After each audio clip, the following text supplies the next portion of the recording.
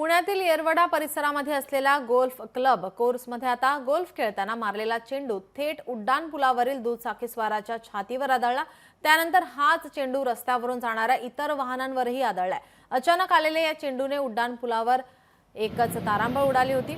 या घटनेनंतर संबंधित तरुणांनी पोलीस स्टेशनमध्ये तक्रार दाखल केली आहे। या प्रकरणी आता गोल्फ क्लब व्यवस्थापनाविरोधात येरवडा पोलीस ठाण्यात गुन्हा दाखल करण्यात आलाय।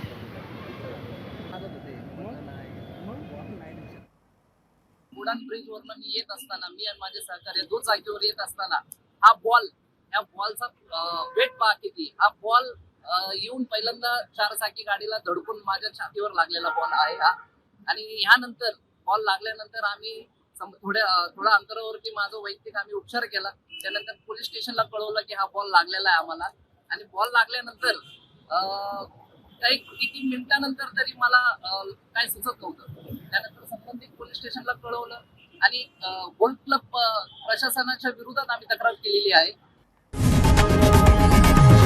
लोकशाही मराठी ऐका, पहा, जागरूक रहा।